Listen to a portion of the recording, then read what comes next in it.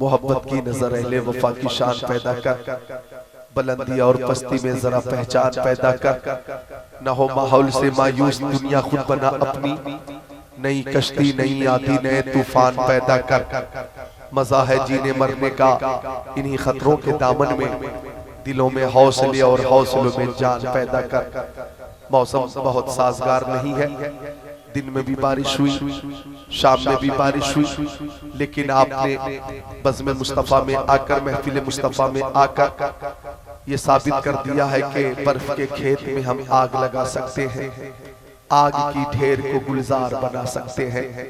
आज भी रहमत आलम का सहारा लेकर हम जमाने को अजियत से बचा सकते हैं। अल्लाह ताला आप सबको हसनैन करीमैन तय्यबैन ताहिरैन नय्यरैन मुनीरैन शहीदैन शहजादे कौनैन प्यारे हसनैन का फैजान अता फरमाए। टाइम कम है और काम ज्यादा है, लोग मुतफक्किर हैं और चूंकि हवा भी तेज हो गई है और मौसम भी मजीद सर्द हो गया है, लेकिन मेरा ईमान कहता है, अकीदत कहती है कि इंशाअल्लाह ताला मेरी तकरीर भी हो जाएगी। इंशाअल्लाह बारिश रुकी रहेगी, मौसम साजगार रहेगा, तकरीर तो इंशाअल्लाह हो ही जाएगी इंशाअल्लाह ताला। तो आपसे गुजारिश है कि आप परेशान ना हो, आप खुद को तैयार करें, हम तनगोश हो जाएं, सब्र तहम्मुल का मुजाहरा करें। आइए दुरूद शरीफ का मोहब्बत से नजराना पेश करें, मिलकर दुरूद शरीफ। अल्लाहुम्मा सल्ली अला सय्यदिना व मौलाना मुहम्मद मादनिल जुदी वल करम बारिक वसल्लिम सलातो व सलाम अलैका या रसूल अल्लाह। शायर इस्लाम शहनशाह तरन्नुम हज़रत हबीबुल्लाह फैजी साहब ने नातो मनक़बत के अशार से आपको महसूस फरमाया। नक़ीबे इजलास, मंबे अखलास, अदीब शहीद नक़ीब बिन नज़ीर हज़रत मौलाना हसन रज़ा अतहर साहब क़िबला बहुत जामे नज़ामत से आप महसूस हो रहे हैं। उलमाए किराम का नूरानी काफ़िला आपकी इज़्दियार मोहब्बत में मेरी पहली हाजिरी है। शायर इस्लाम हजरत शराफत मेहदी साहब क़िबला की मार्फत से मैं हाजिर हूँ और एहतिमाम इंतजाम इंशिराम में कोई कमी नहीं है। अल्लाह ताला हम सबको सरकार द्वालम नूर मुजस्सम रसूल मुहतशम शफीउल उमम शहर यारे इरम ताजदार हरम सैयदुल अरब वल अजम साहिब जूदो करम की शफाअत अता फरमाए। सारे हाजिरीन एक बार बुलंद आवाज से कलमे तैयबा का जिक्र फरमा लें, ला इलाहा इल्लल्लाहु मुहम्मद रसूलुल्लाह। एक बार और कलमे तैयबा का जिक्र हो, बुलंद आवाज से हो, ला इलाहा इल्लल्लाहु मुहम्मद रसूलुल्लाह। और मोहब्बत से बुलंद आवाज से ला इलाहा इल्लल्लाहु मुहम्मद रसूलुल्लाह। कोरोना वायरस एक ऐसी बीमारी इस वक्त पूरी दुनिया में फैल रही है, रफ्ता रफ्ता बहुत से मुल्कों में पहुंच गई ये बीमारी। हिंदुस्तान, पाकिस्तान, तुर्किस्तान, इंग्लिस्तान, Afghanistan, Sudan, America, Germany, Japan, Holland, Mauritius, Malaysia, Sri Lanka, Australia, Zimbabwe, चीन, Nepal, Bangladesh, Bhutan, Indonesia, Malaysia, Syria, Algeria, कुस्तुनतुनिया, तंतानिया, चेचेनिया, बोस्निया, मशरिक, मगरिब, शमाल जुनूब, गोशे गोशे खित्ते खित्ते में ये बीमारी बहुत तेजी से फैल रही है और लोग बहुत मुतफक्किर हैं। ये बीमारी सबसे पहले चीन में आई, जिसे ये बीमारी लग जा रही है वो मर जा रहा है। इलाज गोया इस बीमारी का कमाहक़ुहु नहीं हो पा रहा है। गोया ये लाइलाज बीमारी, हजारों लोग चीन में मर गए, हजारों लोग अस्पताल में हैं और कई करोड़ लोग इस वायरस से बचने के लिए अपने घरों में बंद हैं। कई करोड़ लोग चीन में, और यूं ही बंद नहीं है, नकाब पहनकर बंद है, सर से लेकर पैर तक मुकम्मल खुद को छुपाकर घरों में बंद है। चीन से ये बीमारी शुरू हुई। तवज्जो चाहूंगा मुसलमानों, अपनी हक्कानियत और इस्तिकामत का अंदाजा करो, अपनी सदाकत का आप अंदाजा करो कि ये चीन से बीमारी फैली है। आखिर चीन से ये बीमारी क्यों फैली? कई करोड़ लोग आज भी घरों में बंद क्यों हैं? मैंने बहुत फिक्र की, तहकीक की, तो मैं इस नतीजे पे पहुंचा, यही वो चीन है जिस चीन ने मुसलमानों पे जुल्म और तशद्दुद की इंतहा कर दी, मुसलमानों की दाढ़ी पे पाबंदी लगाई, मुसलमानों की नमाज पे पाबंदी लगाई, कुरान की तिलावत पे पाबंदी लगाई, आजान पे पाबंदी लगाई, नमाज पे पाबंदी लगाई, माँ बहनों के नकाब पे पाबंदी लगाई, हिजाब पे पाबंदी लगाई और चीन के 10 लाख मुसलमानों ने चीन के 10 लाख मुसलमानों को चीन ने डिटेंशन सेंटर में डाला, डिटेंशन कैंप में डाला और 10 लाख मुसलमानों को डिटेंशन सेंटर में डालकर उनकी जिंदगी गोया मौत से बदतर कर दी, उनकी जिंदगी कैदी से ज्यादा बदतर कर दी, उनकी जिंदगी जेल के मुजरिम से ज्यादा बदतर कर दी। 10 लाख मुसलमानों को चीन ने डिटेंशन सेंटर में रखकर जुल्म पर बरियत की इंतहा कर दी। अल्लाह ताला ने दिखा दिया, तवज्जो चाहूंगा, अल्लाह ताला ने दिखा दिया, ए चीन के मुशरिकों देख लो, जब मेरा अज़ाब आता है तो तुम मेरे बंदों को डिटेंशन सेंटर में बंद कर रहे हो, हम तुम्हें तुम्हारे घरों में बंद कर देंगे, हम तुम्हें तुम्हारे घरों में बंद कर देंगे। तुम हमारी बंदियों के नकाब और पर्दे पे पाबंदी लगाते हो, हम मर्दों को भी नकाब पहनने पे मजबूर कर देंगे और घरों में महसूर कर देंगे। इन्ना बत्श रब्बिका लशदीद, बेशक तेरे रब की पकड़ बहुत सख्त है। लिहाजा हमारा ये अकीदा है, फानूस बन के जिसकी हिफाजत हवा करे वो शम्मा क्या बुझे जिसे रोशन खुदा करे। मैं आज ऐसी बीमारी से बचने के लिए एक दुआ बताता हूँ, मेरे साथ पढ़िए, बिस्मिल्लाहिर्रहमानिर्रहीम।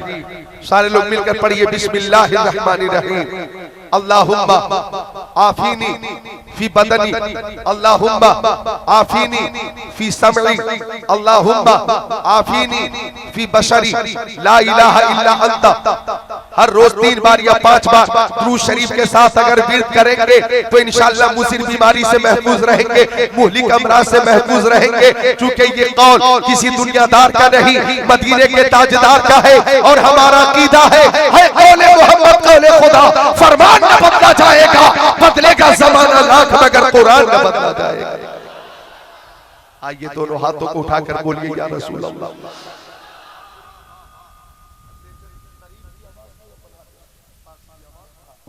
एक बार और दोनों हाथों को उठाकर बोले या रसूल अल्लाह। देखिए मौसम साजगार हो रहा है, एक हदीस शरीफ बारिश वाली भी सुनाने वाला हूँ, समाप्त कीजिएगा।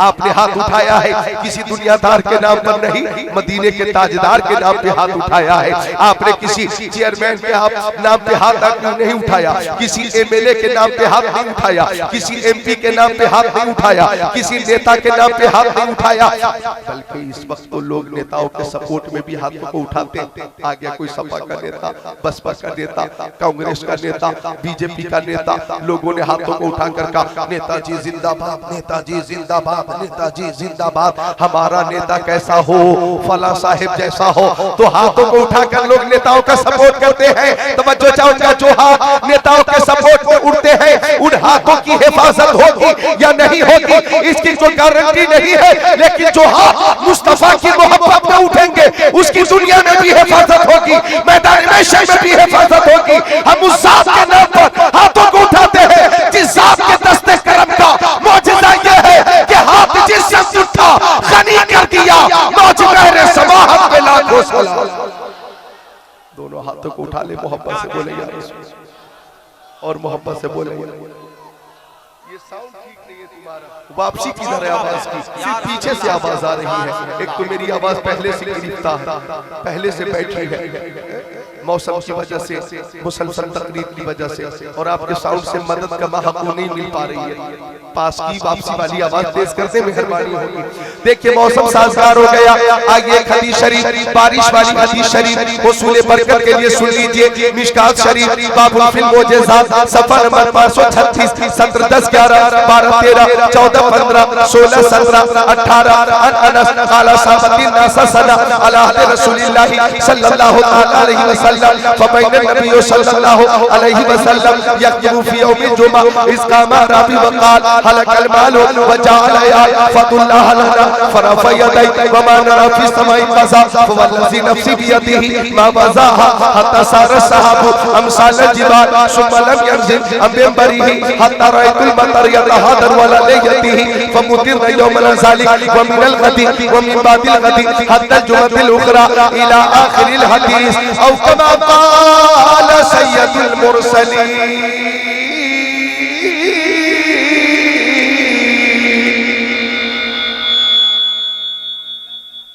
को कुछ कम करो, आवाज तेज करो। है कौले मोहम्मद कौले खुदा, फरमान न बदला जाएगा, बदलेगा जमाना लाख मगर कुरान न बदला जाएगा। हर दौर में कोशिश हुई इस्लाम को मिटा दो, कुरान को मिटा दो, बल्कि अहदे रिसालत में मीटिंग हुई दारुल नदवा में, और इधर मेरे आका ने दोनों हाथों को उठाकर अर्ज की, अल्लाहुम्मा अइज़िल इस्लाम बि अबी जहल इब्न हिशाम और बि उमर इब्न खत्ताब फअस्बह उमर फगदा अला नबी सल्लल्लाहु अलैहि वसल्लम फअस्लम सुम्मा सुल्लिया फिल मस्जिद ज़ाहिरा। दारुल नदवा में मीटिंग हुई। कौन है जो बानी इस्लाम का सर कलम करेगा? अबू जहल ने ऐलान किया। कौन है जो इस्लाम का खात्मा करेगा? सफे हस्ती से इस्लाम का नामो निशान कौन है जो मिटाएगा? अबू जहल ने ऐलान किया। उमर इब्न खत्ताब ने म्यान से तलवार खींचकर लहरा कर कहा, मैं इस मुहिम को सर करूंगा, मैं बानी इस्लाम का सर कलम करूंगा। न रहेगा बांस न बजेगी बांसुरी। उमर इब्न खत्ताब तलवार खींचकर लहराकर ये कहते हुए चले कि 39 लोग मुसलमान हो चुके, 39वां हो चुका, 39वां हो चुका, 39वां हो चुका, 40वां नहीं होने दूंगा, 40वां नहीं होने दूंगा, 40वां नहीं होने दूंगा, 40वां नहीं होने दूंगा। चले रास्ते में एक सहाबी मिल गए, हजरत अबू नुआइम। उन्होंने पूछा, उमर पेशानी पे पसीना है, चेहरे की वो हालत है कि एक रंग आता एक रंग जाता, किस बच्चे को यतीम करने जा रहे, किस माँ को बेऔलाद करने जा रहे, किस खातून को बेवा करने जा रहे हो, किसका सर कलम करने जा रहे हो? उमर ने कहा कि मोहम्मद अरबी का सर कलम करना है, न इस्लाम रहेगा न बानी इस्लाम रहेगा। सहाबी ने इतना सुना तो तन्हा थे, तलवार थी उमर इब्न खत्ताब के हाथ में, लेकिन सहाबी को जोश आ गया और सहाबी ने कहा, उमर होश में बात करना, कान खोल कर सुन लो, नूरे खुदा है कुफ्र की हरकत के खंदासन, फूकों से ये चिराग बुझाया न जाएगा।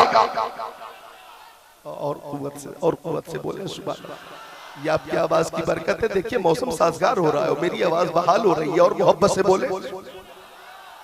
साहबी ने कहा, इससे पहले कि तू मेरे नबी की बारगाह में पहुंचे, जा अपनी बहन के घर जा, तेरी बहन उसी नबी के दामन में आ चुकी है, तू जिस नबी को कत्ल करने जा रहा। माँ बहनें भी भारी तादाद में, कसीर तादाद में बैठी हैं, आपके लिए भी इसमें पैगाम है, अपने साथ लेकर जाइएगा। उमर के गुस्से में इजाफा हुआ, मुस्तफा का दर छोड़कर अपनी बहन के दरवाजे पे आ गए। तिलावत कुरान हो रही थी, दरवाजा बंद था, तो दरवाजा खटखटा कर उमर ने कहा, मैं तेरा भाई उमर आ गया, दरवाजा खोल। बहन समझ गई भाईजान आ गए। इश्क रसूल आजमाया जाएगा, मोहब्बत रसूल का इम्तिहान लिया जाएगा, इश्क नबी को कसौटी पे परखा जाएगा। तिलावत बंद कर दी, दरवाजा खोल दी। आप अपना मुंह खोलिए, जोर से बोलिए सुभान अल्लाह। दोनों हाथों को उठाकर बोल दे, या अली। इस नाम में बहुत ताकत है और बहुत पावर है। बोलो या अली, और मोहब्बत से जोर से या अली, और जोर से या अली, एक आवाज में पूरी कुव्वत से या अली, या अली, या अली। गुराज तारीख खफी जली है, जिधर भी देखो अली अली है, गवाह मदीने की हर गली है, जिधर भी देखो अली अली। उमर तलवार लेकर बहन के करीब आ गए। मैंने सुना है तू मुसलमान हो गई, क्या ये सही है? हाँ और ना में जवाब चाहिए, जवाब। वो कहती है कि भाईजान के हाथ में तलवार थी, मैं सोच रही थी झूठ बोलकर जान बचा लूं, जान के लिए खतरा था, खतरा। मैं सोच रही थी झूठ बोलकर जान बचा लूं, लेकिन झूठ ना बोल सकी। माँ बहनों ये पैगाम आपके लिए। उनकी बहन कहती है कि मैं झूठ ना बोल सकी, इसलिए ना बोल सकी कि जब से मोहम्मद अरबी का कलमा पढ़ी थी, झूठ बोलना छोड़ दी थी। साफ साफ कह रही है, हाँ मैं मुसलमान हो गई हूँ, जो करना है कर ले, जो करना है। आज न्यूज छप रही है, CAA NRC NPR की दहशत फैलेगी, मुसलमानों को नागरिकता की दुश्वारी होगी, तो कुछ मुसलमानों को धर्म परिवर्तन का ऑफर देंगे। धर्म परिवर्तन करो, नागरिकता दे दी जाएगी, ऐसी भी न्यूज छपी। लेकिन उन्हें मालूम नहीं हमारा ईमान इतना मजबूत है कि हल्क पे तीर रहे, सीने पे जल्लाद रहे, लब में तेरा नाम रहे, दिल में तेरी याद रहे। इस्तिकामत की एक झलक देखो। उमर ने कहा, बोल क्या बोलती है तू? धर्म परिवर्तन करेगी, धर्म परिवर्तन करेगी तो तू मेरी बहन, मैं तेरा भाई, रिश्ता रहेगा। धर्म परिवर्तन नहीं करती तो कदे रिश्ता, कदे ताल्लुक, न तू मेरी बहन न मैं तेरा भाई। बोल क्या फैसला करती है तो बहन कह रही है, उमर कान खोल कर सुन ले, भाई को छोड़ा जा सकता है, बाप को छोड़ा जा सकता है, बेटे को छोड़ा जा सकता है, बेटी को छोड़ा जा सकता है, दौलत और सरबत और शौहर को त्यागा जा सकता है, लेकिन दामन मुस्तफा नहीं छोड़ा जाएगा। ये वो रिश्ता है जो कब्र में भी काम देगा, मैदान महशर में भी काम देगा। नारे तकबीर, नारे रिसालत।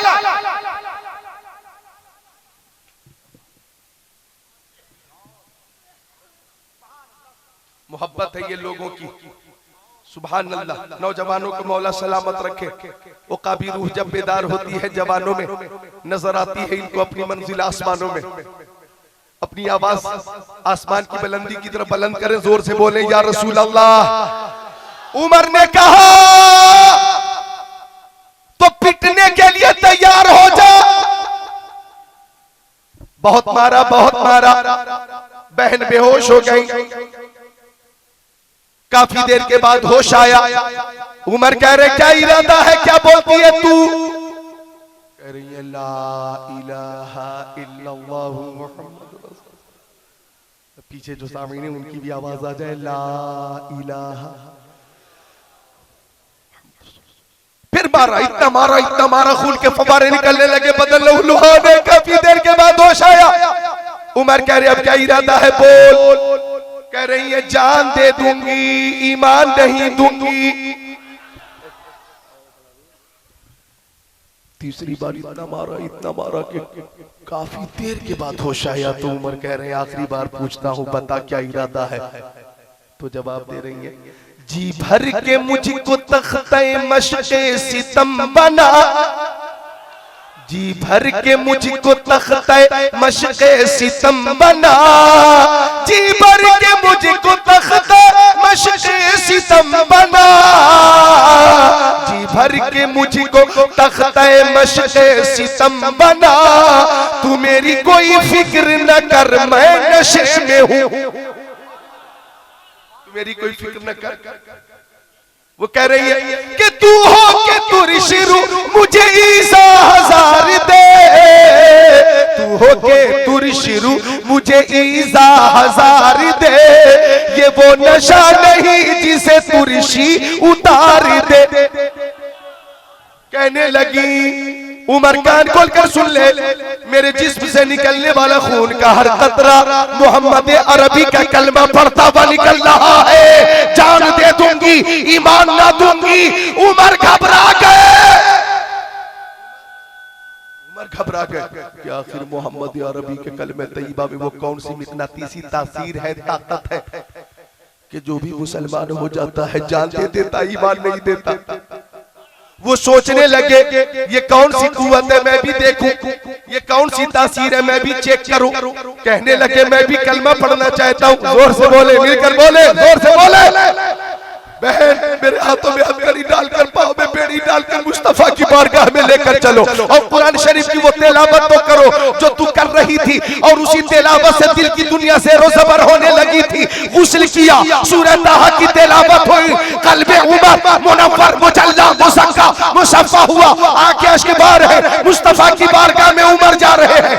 हज़रत अमीर हमज़ा ने देखा और अमीर हमज़ा ने कहा, उमर अगर तेरी नीयत ठीक है तो बिस्मिल्लाह, और नीयत में फुतूर है तो तेरी ही तलवार होगी, तेरी ही गर्दन होगी। आवाज मुस्तफा तक पहुंच गई। अमीर हमजा कौन है, आप किससे बात कर रहे हैं? अर्ज किया, आका उमर आ रहा है, हाथ में तलवार लेकर आ रहा है। आका ने फरमाया, आने दो, आने दो, उमर को आने दो। मैंने अल्लाह ताला से उमर को मांग लिया है।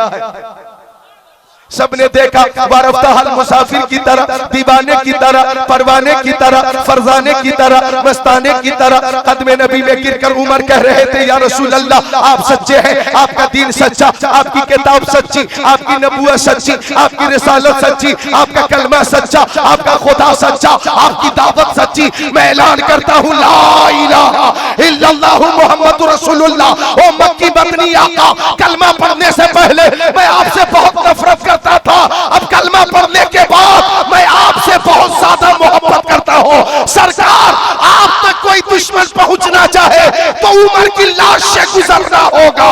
नबी आज़म ने जहां में पयामे मौला सुना के छोड़ा, जो झुक रहे थे बुतों के आगे, खुदा के आगे झुका के छोड़ा। उमर के गुस्से में चूरे अपने चले थे आका को कत्ल करने, निगाह लुत्फ व करम उठी तो उन्हें भी कलमा पढ़ा के छोड़ा।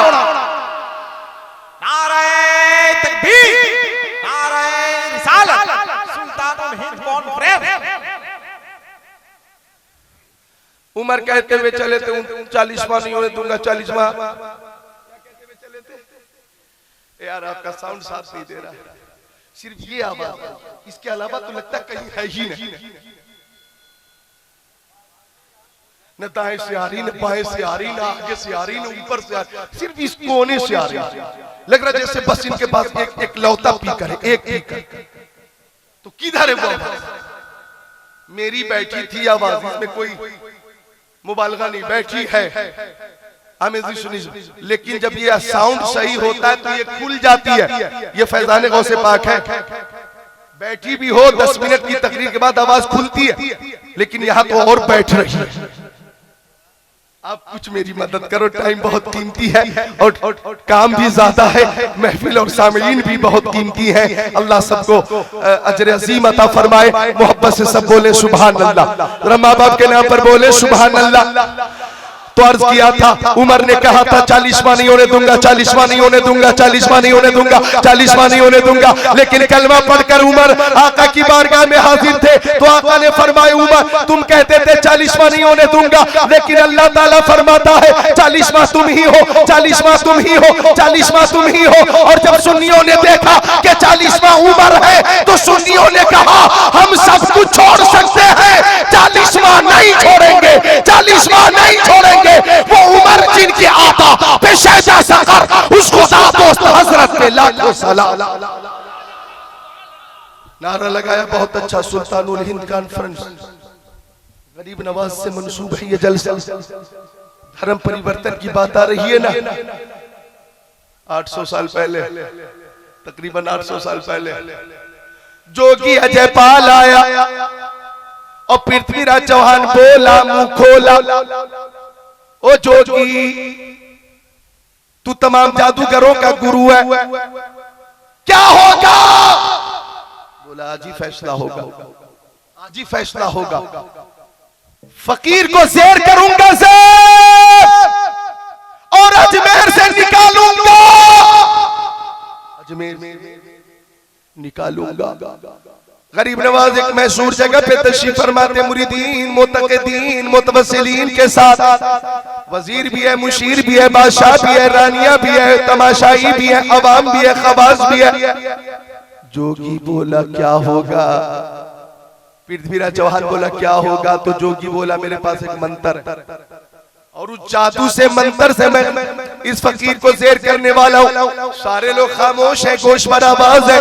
जोगी ने मंत्र शुरू किया, गंगा जन विश्राम पंडित उदानम सोहा, गणेश जन्म शिशम पर्वतम जन्म शिशम सोहा, राम राम जपना परामल अपना, राम राम जपना परामल अपना। मंत्र पढ़कर जब उसने मारा है दम तो मोटे मोटे अजदहे मुंह खोलकर गरीब नवाज की तरफ हमलावर हुए। जोगी भी खुश था, पृथ्वीराज चौहान भी खुश था, राजा भी खुश था, रानी भी खुश थी। लेकिन सबने देखा कि ये सारे अजदहे उस निशान के करीब पहुंचकर जो निशान गरीब नवाज ने खींचा था मिट्टी की ढेर में तब्दील हो गए। मिलकर बोलो सुभान अल्लाह, और जोर से बोल दो सुभान अल्लाह। बोला पृथ्वीराज चौहान अब क्या होगा? जोगी एक दाव मेरे पास और है, एक दाव और है। फिर मंत्र स्टार्ट किया। इस बार इतनी ताकत थी जादू में कि आसमान से आग की बारिश होने लगी, शोले गिरने लगे, चिंगारी गिरने लगी। पृथ्वीराज चौहान खुश था कि गरीब नवाज अपने मुतक़िदीन के साथ जलकर खाकिस्तर हो जाएगा। लेकिन सबने देखा एक भी चिंगारी निशान के अंदर नहीं आई। बोलो बोलो गुलामाने गरीब नवाज जोर से बोले सुभान अल्लाह। पृथ्वीराज चौहान घबराया कि अब क्या होगा, जोगी तू तो सबका गुरु है, फेल हो रहा है, फकीर तुम पे गालिब हो रहा है। बोला आखिरी दाव है मेरे पास। फिर मंत्र शुरू किया। गंगा जल मिश्रानम पंडम गोदानम स्वाहा मेषम चरणम शीशम पर्वतम चरणम शीशम स्वाहा। राम राम जपना परामल अपना, राम राम जपना परामल अपना। छू इस बार वाकई जादू में इतनी ताकत थी कि जोगी बगैर पेट्रोल के उड़ गया, बगैर पेट्रोल के उड़ गया, बगैर इंजन के उड़ गया, बगैर पर के उड़ गया, जमीन और आसमान के दरमियान फजा में उड़ने लगा। बोला जोगी से पृथ्वीराज चौहान क्या होगा? बोला देखो मैं फजा में हूँ। तो पृथ्वीराज चौहान ने लोगों को ये मशवरा देना शुरू किया कि धर्म परिवर्तन मत करना, हमारा जादूगर ज्यादा पावरफुल है, ज्यादा ताकत वाला है, फकीर जमीन पर है, हमारा जादूगर आसमान पर है, हमारा धर्म अच्छा है, परिवर्तन मत करना, फकीर की बातों में मत आना। इधर गरीब नवाज ने अपने खड़ाओं से फरमाया, लकड़ी के खड़ाओं से ओ खड़ाओ तू जमीन पर है और कुफ्र आसमान की जानी पड़ रहा है, तो खड़ाओ भी बगैर पेट्रोल के उड़ गया, बगैर इंजन के उड़ गया, उड़ता गया उड़ता गया उड़ता गया। जो किसके सर पे पहुंचा, इतना मारा इतना मारा इतना मारा इतना मारा कि खून के फव्वारे निकले। चीखने लगा जोगी और बोला ओ बाबा गरीब नवाज खड़ाओं की मार से बचाइए। तो सुल्तानुल हिंद ने फरमाया खड़ाओं की मार से भी बचा लूंगा और जहन्नम की आग से भी बचा लूंगा। शर्त यह है कि कलमा पढ़ो। जोगी ने कलमा पढ़ा जमीन और आसमान के बीच में, और 90,000 गैर मुस्लिमों ने जमीन पर कलमा पढ़ा।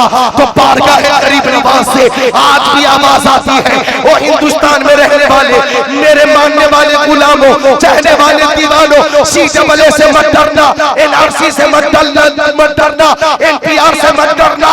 800 साल पहले मैंने ऊंटों को बिठा दिया था, तो पूरा अजमेर मिलकर ऊंटों को न उठा सका, तो 32-35 करोड़ यहाँ मुसलमान खाजा के बिठाए हुए हैं, उन्हीं के बसाए हुए हैं। जब तक गरीब नवाज रहेंगे उनके मानने वाले उनके गुलाम रहेंगे। नारे तकबीर, नारे रिसालत, खाजा का हिंदुस्तान।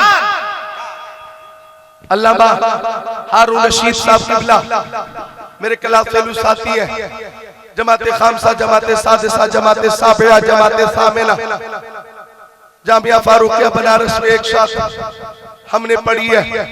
किरत की दस्तार रवायत हफ्स के मुताबिक एक साथ हमारी हुई है। यहाँ बैठे हैं और भी उलमा तशरीफ फरमा है। हमें गद्दार कहा जाता है, कहा जाता देश के गद्दारों को गोली मारो, यानी बहरा दूसरों को बहरा कह रहा है, जो बहरा होता है दूसरों को भी बहरा कहता। हमारी वफादारी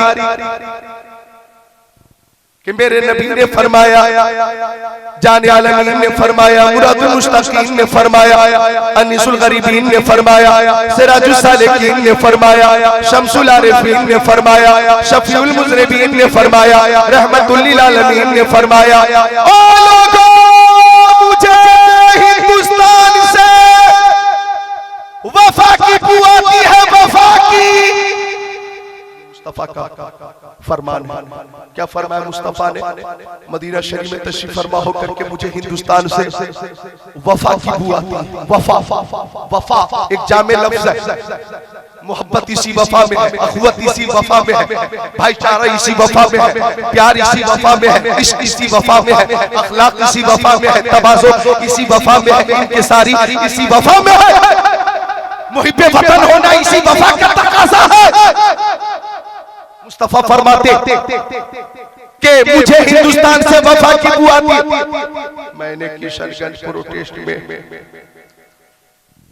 शाहीन बाग के तर्ज पे वो धरना था किशनगंज में 15 फरवरी को 58 मिनट तकरीर की,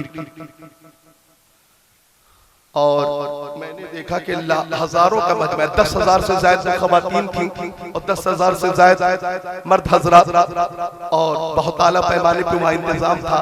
तो मैंने कहा लो आज वफादारी का इम्तिहान हो जाए कि पक्का मुहिब्बे वतन कौन है। अच्छा, हम जो कुछ बोलते हैं सियासी मामले में या समाजी मामले में या आजादी के ताल्लुक से, वफादारी के ताल्लुक से, मोहब्बत के ताल्लुक से, रिश्ते मोहब्बत अटूट होने के ताल्लुक से, तो सोच कर बोलते, बोल कर नहीं सोचते, बोल कर नहीं सोचते, सोच कर बोलते। एक एक बात आप की समात और फिक्र के मुताबिक भी होगी और काबिल गिरफ्त भी ना होगी, और हकीकत तो सच्चाई पर मबनी होगी। मैंने वह एक बात कही कि लो आप वफादारी का सबूत हो और मिल जाए सबूत, एक चैलेंज करता हूं, हम मुहिब्बे वतन रहेंगे। अगर शक हो किसी आरएसएस के नेता को, किसी बीजेपी के नेता को, तो तेल खौलाया जाए, तेल खौलाया जाए, और जब तेल मुकम्मल खौल जाए तो इधर से मैं जिक्रुल्लाह कादरी आता हूं, सामने से कोई आरएसएस का नेता आ जाए या बीजेपी का नेता आ जाए, उसका दावा मैं मुहिब्बे वतन हूं, मेरा दावा मैं पक्का मुहिब्बे वतन हूं। असली और नकली मुहिब्बे वतन का फैसला मुबाहले के जरिए होगा। जो असली मुहिब्बे वतन होगा वो महफूज रहेगा, जो नकली होगा तेल में जलकर खाकिस्तर हो जाएगा। लिहाजा दोनों को तेल में छलांग लगाना है। इधर से मैं छलांग लगाता हूं, उधर से तू तेल में छलांग लगाएगा। मैं हर वक्त तैयार हूं, अगर तू असली है नकली नहीं है तो तेल में छलांग लगा। मैं मुहिब्बे वतन असली हो और था, मैं तेल में छलांग लगाने को तैयार हूं। मेरा ईमान कहता है सदाकत की वजह से अल्लाह ताला ने कल भी हिफाजत की है और आज भी हिफाजत फरमाएगा। मैं हर जगह तैयार हूँ, झारखंड के लिए, बिहार के लिए, उत्तर प्रदेश के लिए, महाराष्ट्र के लिए, मध्य प्रदेश के लिए, जहां भी इस तरह का मुजाहरा होगा, मुबाहला होगा, मैं तैयार हूँ। लेकिन वो नकली में जानता हूं इस चैलेंज पे करीब नहीं आएगा, नकली नहीं आएगा। हम असली हैं, हम तो इतने असली हैं कि 1857 में अल्लामा फजले हक खैराबादी ने अंग्रेजों को हिंदुस्तान से भगाने के लिए फतवा जिहाद दिया और फरमाया कि अंग्रेजों से जिहाद करना फर्ज है, अंग्रेजों से हिंदुस्तान को पाक करना फर्ज है, अंग्रेजों से हिंदुस्तान को पाक करो और इस काम के लिए मुसलमानों जिहाद करो। अल्लामा फजले हक खैराबादी को काले पानी की सजा दी गई। अल्लामा इनायत अली काफी ने जब इस फतवे पे अमल किया तो अंग्रेजों ने उन्हें सूली पे चढ़ा दिया। तख्तेदार पे चढ़ने लगे तो मुस्कुरा कर फरमाया, ए लोगों सुनो, मैं जान दे सकता हूँ लेकिन शान हिंदुस्तान नहीं दे सकता। मैं जान देकर हिंदुस्तान की हिफाजत करूंगा, गुलामी हमें कबूल नहीं है। और जब तख्तेदार को चूमने लगे तो अल्लामा काफी ने कहा, लो पूरी दुनिया को मेरा आखिरी पैगाम दे देना, कोई गुल बाकी रहेगा ना चमन रह जाएगा, पर रसूलुल्लाह का दीने हसन रह जाएगा। अतशो चमखात के पोशाक पे नाजा न हो, इस तने पे जान पे खाली कफन रह जाएगा। जो पढ़ेगा साहिबे लौलाद के दायम तो हो, आग से महफूज उसका तन बदन रह जाएगा। सब फना हो जाएंगे काफी लेकिन हश्र तक नाते हजरत का ज़बानों पर सुखन रह जाएगा। अल्लामा काफी ने तख्तेदार को चूमा, अल्लामा इनायत को काले पानी की सजा हुई, अल्लामा इनायत को सजा हुई और जुल्म पर बरियत की इंतहा की गई। अशफाकुल्लाह खां की दिलेरी बहादुरी, हिंदुस्तान से सच्ची मोहब्बत हमारे सामने है। अरे वीर अब्दुल हमीद, वीर अब्दुल हमीद, वीर अब्दुल हमीद, वीर अब्दुल हमीद, ये वो है कि वीर अब्दुल हमीद, नारे रिसालत, सुल्तानुल हिंद कॉन्फ्रेंस, अल जामिअतुर रज़विया नज़ीरुल उलूम, हुजूर पीरे तरीक़त आले रसूल हुजूर सैयद शाकिर असगर साहब किबला, नारे तकबीर, नारे रिसालत। बैठ जाए सैयद साहब की आमद हो गई, बोलो सुभान अल्लाह, मोहब्बत से बोलो सुभान अल्लाह, और मोहब्बत से बोलो। तुमने मेरे को इस लायक नहीं छोड़ा कि कल मैं उड़ीसा में तकरीर कर सकता। हर जगह खुलती थी, आप बैठी है और बैठ गई। बहुत अफसोस की बात है, लेकिन हजरत की आमद हो गई है। शायद आले रसूल की बरकत से कुछ इस्तिफादा करूं, मिलकर बोले सुभान अल्लाह और मोहब्बत से बोले सुभान अल्लाह।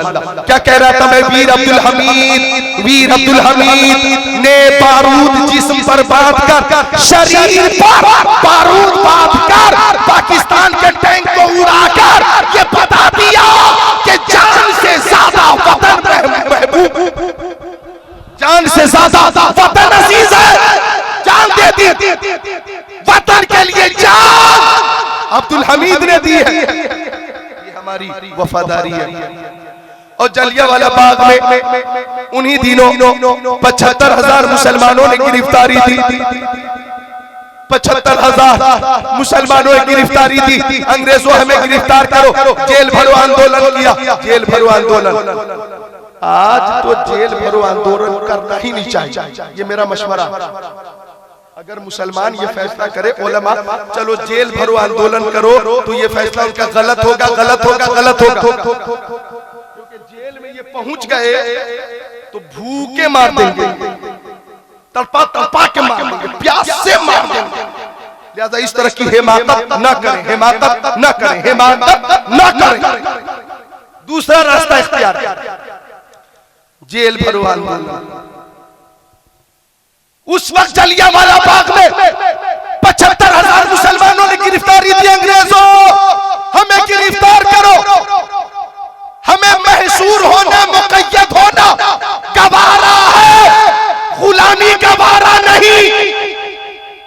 उन 75,000 मुसलमानों को कहाँ रखा गया, किसी को खबर न हुई। खाना दिया गया कि न दिया गया, किसी को खबर न हुई। कैसे मारा गया, किसी को खबर न हुई।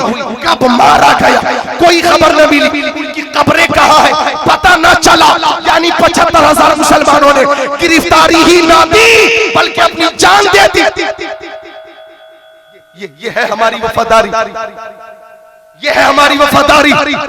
इसलिए हम कहते हैं हम जैसे वफादार कम ही मिलेंगे, जमीन खोद कर देखो हम ही मिलेंगे। 75,000 मुसलमानों ने जान दे दी।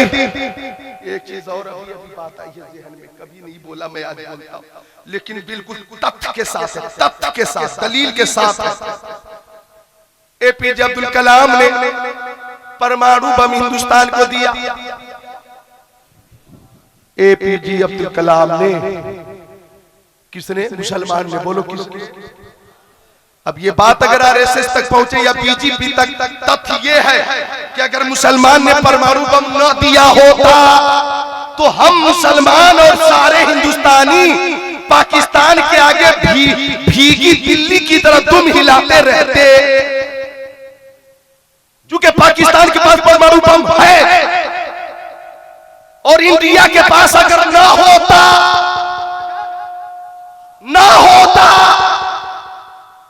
तो हम सुबह शाम सलामी ठोकते।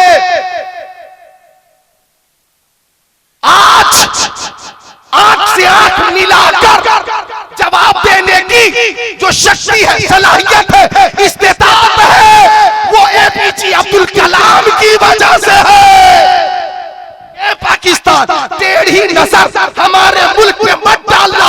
तुम्हारे पास परमाणु है तो हमारे पास भी परमाणु है। अगर ये ना होता तो जब दावत मिलती बिरयानी खाने के लिए वक्त से पहले पहुंच जाते। लेकिन ये शक्ति, ये इस्तेताअत और ये कुव्वत और इस्तिक़लाल और ये हिम्मत और ये हिंदुस्तान को ताकत किसी RSS के फर्द ने नहीं दी है, एक मुसलमान ने दी है। बोलो मुसलमान ने दी। इसमें कोई मुबालगा नहीं। हम पक्के हिंदुस्तानी थे, पक्के हिंदुस्तानी हैं और पक्के हिंदुस्तानी रहेंगे। कल भी वफादार थे, आज भी वफादार। वो लोग निहायत ही अहमक हैं जो हिंदुस्तान पाकिस्तान का मैच हो तो आफरीदी जिंदाबाद, आफरीदी जिंदाबाद, आफरीदी जिंदाबाद। अरे अहमकुल हुम्मा, तू है इंडिया में, तू है पाकिस्तान हिंदुस्तान में, आफरीदी जिंदाबाद क्यों कर रहा है तू? पाकिस्तान जीत जाए दुआ हो रही है।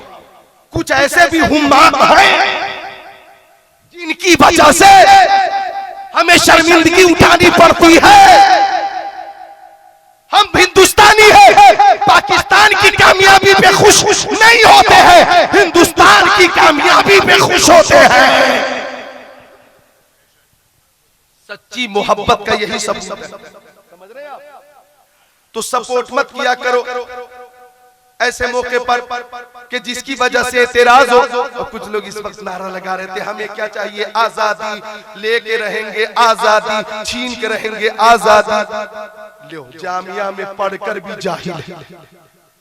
1947 में जब आजादी मिल गई, 15 अगस्त 1947 को, तो बार बार तो ये नारा क्यों लगा रहा? हम लेके रहेंगे आजादी, क्या चाहिए आजादी, दे के रहेगा तू आजादी। अबे तू बेअक्ला है क्या? तेरे दिमाग में गोबर भरा है क्या? तो तू कहेगा नहीं नहीं हमें जुल्म से आजादी चाहिए, आरएसएस से आजादी चाहिए। अबे ये तावील तू बाद में करेगा।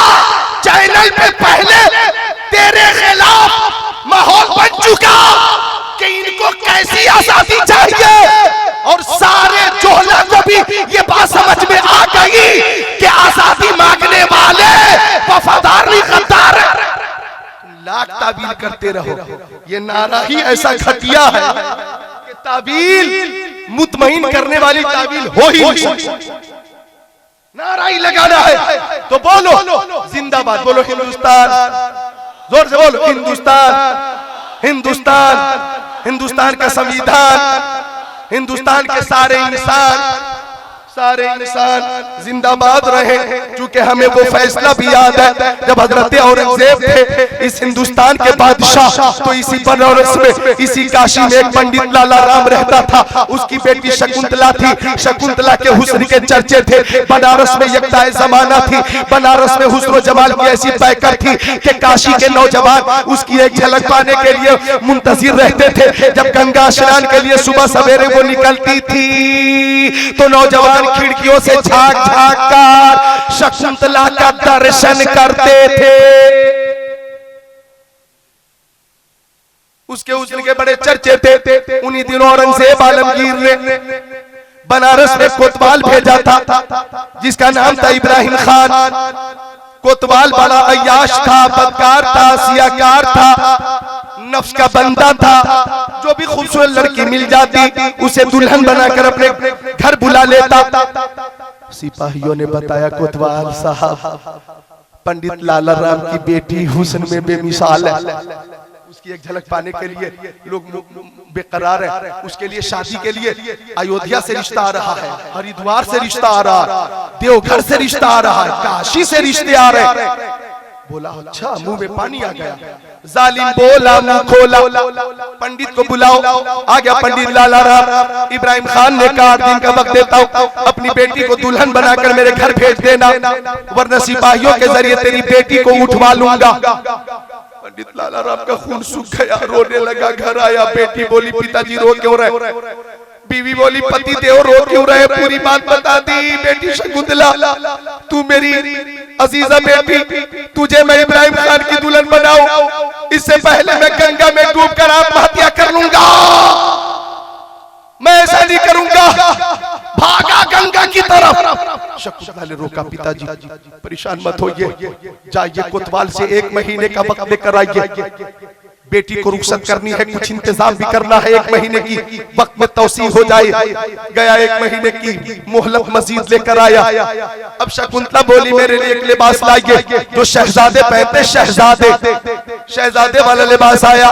शहजादे का लिबास पहनकर घोड़े पर बैठकर शकुंतला रात में बनारस से दिल्ली के लिए चली। कई दिनों तक चलती रही। जब दिल्ली पहुंची, अज़ाने जुमा हो रही थी। मिलकर बोलो सुभान अल्लाह। अब नमाज़े जुमा हुई तो ऐलान हुआ, खबरदार होशियार, बादशाह औरंगजेब सदर दरवाजे से बाहर निकलने वाले हैं। औरंगजेब बाहर निकले, जाहो जलाल के साथ। फरियादी सामने है, फरियाद पूरी होती रही। अरीजा पेश करने वालों ने अरीजा पेश किया, कातिब ने कलम बंद किया। चलते रहे। जीने की आखिरी जीने पे पहुंचे, आखिरी सीढ़ी पे पहुंचे तो सामने एक शहजादा था। औरंगजेब आलमगीर ने देखा और निगाहें झुका ली और फरमाया, जब खलवत हो, तन्हाई हो तो इस शहजादे को पेश करना। तन्हाई हुई, लोग चले गए, पेश किया गया नौजवान को। औरंगजेब आलमगीर के सामने वो शहजादा आया। औरंगजेब आलमगीर ने कहा कि बेटी, मैंने तुझे पहचान लिया है, तू शहजादा नहीं शहजादी है। बेटी ये मेरी चादर ले और पर्दे में हो जा। और बेटी बता तू कौन है, कहां से आई है। शकुंतला रोने लगी, दास्ताने गम सुनाने लगी, पंडित लाला राम का जिक्र करने लगी कि मेरे बाबा पंडित लाला राम की बड़ी इज्जत है काशी में, लेकिन आपने जिस कोतवाल इब्राहिम खान को भेजा है वो नफ्स का बंदा अय्याश है। उसने हुक्म दिया है कि दुल्हन बनाकर मुझे उसकी हवेली तक पहुंचाया जाए, वरना मेरे बाप को माँ को कोलू में पिड़वा देगा, सिपाहियों से वो मुझे उठवा लेगा। ओ भारत के स्वामी महाराजा औरंगजेब, आपने कैसे कोतवाल को भेजा है जो आपकी रियाया की इज्जत में हाथ डालता है। हमारी मदद कीजिए भारत के राजा औरंगजेब। औरंगजेब दास्ताने जुल्म सुनते रहे, चेहरे पे एक रंग आता था, एक रंग जाता था, आंख से आंसू भी जारी हुए। औरंगजेब ने कहा, शकुंतला मैं तुझे हुक्म देता हूं कि तू लौटकर बनारस चली जा। और जब डेट करीब आ जाए, बारात वाली तारीख आ जाए और डोली आ जाए तो दुल्हन बनकर तुझे डोली में बैठ जाना है, ये मेरा हुक्म है। डोली में तुझे बैठना है, ये मेरा हुक्म है। औरंगजेब ने हुक्म दे दिया। शकुंतला निकली है, बेनीलो मराम समझ रही थी खुद को, आंखें उसके के बार थी कि इतना लंबा सफर किया, बादशाह ने हमारी कोई मदद ना की, लेकिन बार बार दिल की दुनिया में दस्तक दे रही थी बोली और आवाज कि बेटी शकुंतला तुझे डोली में बैठना है। बेटी कहकर पुकारा था बादशाह ने। शकुंतला बार बार सोच रही थी कि बादशाह की जबान से बेटी का लफ्ज ये कोई मामूली लफ्ज नहीं है। जब बादशाह ने बेटी कह दिया तो बेटी की लज्जा बचाने के लिए वो जरूर आएंगे। दिल मुतमईन हो रहा था। जब पहुंची थी बनारस, बाप आ गया, माँ आ गई। शकुंतला क्या खबर लाई हो, कहने लगी कि डोली में दुल्हन बनकर बैठना है, यही बादशाह का हुक्म है। पंडित बहुत उदास हुआ, मगमूम हुआ, मुज़महिल हुआ, ज़ुर्दा हुआ। तारीख आ गई, डोली आ गई, शकुंतला दुल्हन बनकर बैठ गई। और जब डोली उठी, इब्राहिम खान कोतवाल की हवेली तक पहुंची तो खुशी के मारे इब्राहिम दोनों हाथों से पैसे लुटा रहा था, दोनों हाथों से पैसे लुटा रहा था, दोनों हाथों से पैसे लुटा रहा था। इसी बीच एक फकीर आया, फटे पुराने लिबास में आया और बोला, ओ कोतवाल साहब मुझे भी कुछ दीजिए, आज तो आपकी शादी बनारस की सबसे हसीन लड़की से हो रही है, मुझे भी कुछ दीजिए। कहने लगा, जमीन पर इतने पैसे गिरे हैं कि उठा लोगे तो दामन भर जाएगा। कहने लगे फकीर कि मुझे जमीन पे गिरे हुए पैसे नहीं चाहिए, आपकी जेब खास से कुछ चाहिए। जब उसने जेब में हाथ डाला, फकीर ने फटा पुराना कपड़ा उतारा, सबने देखा सामने बादशाह औरंगजेब खड़े थे, बादशाह औरंगजेब खड़े थे, बादशाह औरंगजेब खड़े थे। अब बादशाह औरंगजेब ने कहा, ओ जालिम, मैंने तुझे बनारस का कोतवाल इसीलिए बनाया था कि तू मेरी रियाया की बहू बेटी की इज्जत पे हाथ डाले। ओ जालिम, क्या तू जानता नहीं, इस जुमले को सुना जाए और सारे उलमा तक पहुंचाया जाए। ये मेरा जुमला नहीं है, रईसुल कलम रईसुल तहरीर अल्लामा अरशदुल कादरी का जुमला है अलैहि रहमा। उनका जुमला देखो, जो औरंगजेब के जुमले की तर्जमानी ही नहीं की है बल्कि रूहे जुमला पेश कर दिया है। अल्लामा अरशदुल कादरी अली रहमा का वो जुमला जो मंसूब है औरंगजेब आलमगीर की तरफ, वो ये है कि ओ जालिम, मैं बादशाह हो, मुसलमान हो, लेकिन मेरी सल्तनत में हिंदू हो, ईसाई हो, सिख हो, पारसी हो, जिस मजहब का आदमी हो, सबकी इज्जत की हिफाजत मेरा सबसे बड़ा फरीजा है। सबसे बड़ा फरीजा। तो कुछ कट्टरपंथी जो जिहाद करके खुद को और मुसलमानों को खतरे में डाल ले, उनको जबान पे लगाम लगाने, जिन लगाम कंट्रोल में रहना चाहिए। पूरी ताकत उन्हीं के पास है। इस तरह से बोलकर खुद को गिरफ्तार कराना गोया खुदकुशी करना। ये औरंगजेब आलमगीर ने कहा सबकी हिफाजत करना, सबका ख्याल रखना हमारा सबसे बड़ा फरीजा है, और आज तुझे ऐसी सजा दूंगा कि ये सजा कयामत तक के लिए मिसाल बनेगी। 2 हाथी लाए गए, एक हाथी इधर, एक हाथी इधर, एक हाथी की टांग में इधर रस्सी बांधा गया, दूसरे हाथी की टांग में इधर रस्सी बांधा गया, और दोनों रस्सी कोतवाल की टांग में बांधा गया। दोनों तरफ मुखालिफ शब्द में हाथी को चलाया गया और कोतवाल को बीच से चीर दिया गया, बीच से चीर दिया गया, निशाने इबरत बना दिया गया। और औरंगजेब आलमगीर ने कहा मेरी रियायत है, जो भी पैनी नजर टेढ़ी नजर डालेगा, गलत पैनी नजर डालेगा, उसका यही अंजाम होगा जो कोतवाल का हुआ है। फिर हुक्म दिया कि डोली वापस कर, डोली वापस हुई। पीछे पीछे औरंगजेब आलमगीर पहुंच गए पंडित के घर। यहाँ भी काबिल गौर बात है, यहाँ न खाएंगे वहां न खाएंगे, जाओ खाओ। देखो औरंगजेब कहाँ खा रहे हैं। औरंगजेब बोले बेटी शकुंतला मुझे प्यास लगी है, पानी दो। अब जब पानी आया तो पीने से पहले फरमाया बेटी जिस दिन तू दिल्ली आई थी और अपना मुकद्दमा मेरी बारगाह में लाई थी, सुनने के बाद उसी दिन मैं कसम खा लिया था, मैंने कसम खा ली थी कि उस वक्त तक के मैं पानी नहीं पीऊंगा जब तक कि मैं तुझे इंसाफ न दिला दूंगा। बेटी आज मैंने फैसला किया, फैसला, आज मैं पानी पीता हूँ। पानी पी लिया, भोजन मौजूद है, भोजन भी खाया, स्नान जलपान विश्राम सब किया। उसके बाद बोला पंडित कि ये मेरा एक घर है, इसमें बेटी शकुंतला ने जमीन के हिस्से को साफ कर दिया, आप नमाज पढ़ते, नमाज पढ़िए। औरंगजेब आलमगीर ने 2 रकात नफल नमाज शुक्राने की पढ़ी, और जब नमाज से फारिग हो गए तो पंडित बोला जिस भूमि को पूजा करके आपने पवित्र किया है, मैं हमेशा के लिए मस्जिद के लिए दे रहा हूँ, मस्जिद के लिए दे रहा हूँ। मस्जिद बना दी जाए तो मस्जिद बना दी गई थी उस जमीन पर। मैंने वो मस्जिद देखी है, धरेरा की मस्जिद जो बनारस में लबे गंगा आज भी मौजूद है, धरेरा की मस्जिद। उन दिनों एक तख्ती लगाई गई थी जिस शकुंतला का भी नाम था, पंडित लाला राम का भी नाम था, औरंगजेब आलमगीर का भी नाम था। मुझे बताना यह है कि एक बेटी बनारस की जब बनारस से दिल्ली गई तो बादशाह मदद के लिए बनारस आ गया था।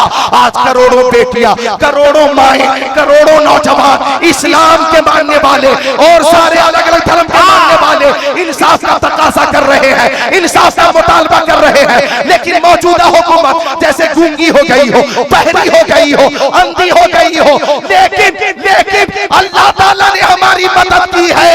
कल ही राज्यसभा में जो नारा गूंजा वो ये कि किसी भी मुसलमान के आगे डी नहीं लिखा जाएगा, यानी डाउटफुल, किसी को करार नहीं दिया जाएगा।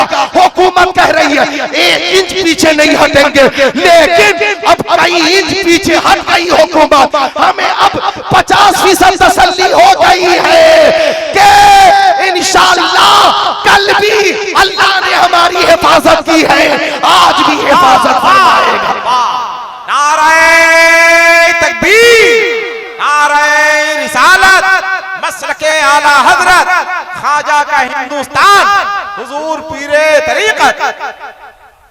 समझ रहे हम जैसे वफादार गुलसिता को लहू की जरूरत पड़ी, सबसे पहले ही गर्दन हमारी कटी, फिर भी कहते हैं ये मुझसे अहले चमन, ये चमन है तुम्हारा हमारा नहीं। सुनो, न तेरा है न मेरा है, ये हिंदुस्तान सबका है। नहीं समझी गई ये बात तो नुकसान सबका है। अब वो जो मिसरा है किसी के बाप का हिंदुस्तान थोड़ी है, ये शिद्दत भी मेरे को पसंद नहीं, किसी के बाप का। अबे तू क्यों जबरदस्ती मौजूदा हुकूमत को उकसा रहा? अब इतना न उकसा दिया, इतना न उकसा दिया कि दिल्ली में दूसरा गुजरात कर दिया गया। हुकूमत के पास प्रशासन भी है, हथियार भी है, आर्मी भी है, मिलिट्री भी है, सब कुछ उसी के पास, और यहाँ से ठोकरा नारा किसी के बाप का। यानी उसको इतना नुकसाया, इतना न लहराया, इतना न गुस्सा दिलाया कि दूसरा गुजरात दिल्ली में कर ही दिया। किसी के बाप का, किसी के बाप। अबे अदब भी कोई चीज है? अदब के दायरे में बात कर। अदब का दायरा क्या है? वो ये है, नहीं समझी गई न तेरा है न मेरा है, ये हिंदुस्तान सबका है। नहीं समझी गई ये बात तो नुकसान सबका है। जो इसमें मिल गई नदियां वो दिखलाई नहीं देती महासागर बनाने में, मगर एहसान सबका, मगर एहसान सबका है। मेरा मकसद ये है कि जी हाय रजा हर काम का एक वक्त है, दिल को भी आराम हो ही जाएगा। लिहाजा जो लोग बेमहल बोलते हैं अपनी बोली के वो खुद जिम्मेदार। हमसे कहा जाता है कि वफादार नहीं, मैंने तो चैलेंज कर ही दिया है। और मैं एक बात और कहकर जाता हूं, तकरीर तो फिर कभी होगी, अब तो आवाज मेरी खुली है, तकरीर तो फिर मेरी होगी। लेकिन एक बात सुन लो कि हम हिंदुस्तान से नहीं जाएंगे, इसलिए भी नहीं जाएंगे, देखो मेरी तरफ, इसलिए भी नहीं जाएंगे कि हमारे आला हजरत हिंदुस्तान में है। जोर से बोलो सुभान अल्लाह। हम इसलिए भी नहीं जाएंगे कि मुर्शिद करीम ताजुश शरिया हिंदुस्तान में है, मुफ्ती आजम बोलो हिंदुस्तान में है। हम इसलिए भी नहीं जाएंगे। है तो बहुत, क्या जरूरत है पूरी लिस्ट पेश करने की? एक ही बात क्यों न कह दो, ख्वाजा गरीब नवाज हिंदुस्तान में है, हम हिंदुस्तान से नहीं जाएंगे। यही पैदा हुए, यही जिंदगी गुजारेंगे, यही मरेंगे। एक बात सलीके से मैं कहता हूँ, इज्जत से जिए तो जी लेंगे, वरना जामे शहादत पी लेंगे। इज्जत से जिए जी लेंगे, वरना जामे शहादत पी लेंगे। घबराने की जरूरत नहीं है। आपके एहतजाज ने, मुजाहरे ने, आपके जोश ने, हौसले ने, प्रोटेस्ट ने हुकूमत को नजर सानी, बिल पर नजर सानी करने पर मजबूर कर दिया। और इंशाअल्लाह फैसला वही आएगा जो संविधान के मुताबिक होगा। इस वक्त कोई तकरीर करने लगे कि मुसलमान जीत गया, मुसलमान जीत गया, तो फिर अमीर शाह को लहरा देगा कि हम जीत गए। शाहीन बाग की औरतों मुबारक हो, तू जीत गई, हुकूमत हार गई। पता चला कि किसी शहर में तीसरा गुजरात रहता। तो हमें सिर्फ ये कहना कि जब हुकूमत नजरसानी कर रही है अपने बिल पर, तो हम मुबारकबाद भी पेश करते, और मुबारकबाद पेश करने के साथ साथ ये कहते हैं कि ये फैसला जो मुकम्मल फैसला आएगा वो संविधान के मुताबिक आएगा। हमें संविधान की हिफाजत करनी है, और संविधान और हिंदुस्तान की हिफाजत के लिए ही, इंसान की हिफाजत के लिए मुजाहरे कर रहे थे। और ये हिफाजत जो हमें करनी है इंशाअल्लाह सलीके से, तरीके से करते रहे हैं, करेंगे इंशाअल्लाह ताला। फिर कभी हाजिर।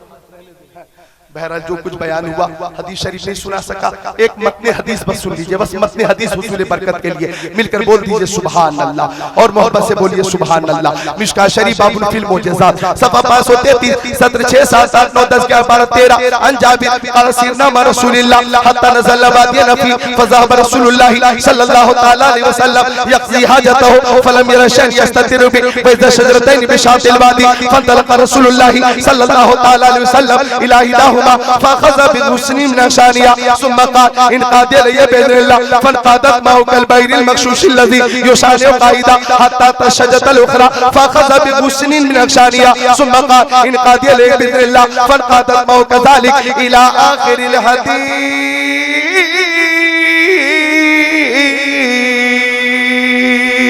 तो हमारा ये तशख्खुस रहा है कि कुव्वत इश्क से हर पस्त को पाला कर दे, दहर में इसमें मोहम्मद से उजाला कर दे। और हमारा ये तेवर और ईमान रहा है, हरी है शाख तमन्ना अभी जली तो नहीं, इश्क की आग है दिल में अभी बुझी तो नहीं, जफा के तेग से गर्दन वफा शियारों की कटी है पर सरे मैदान मगर झुकी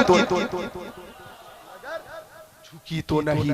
कलमे तैयबा का जिक्र करो, ला इलाहा इल्लल्लाहु मुहम्मदुर रसूलुल्लाह अस्तगफिरुल्लाह रब्बी मिन कुल्ली ज़ंबि व अतूबु इलैहि।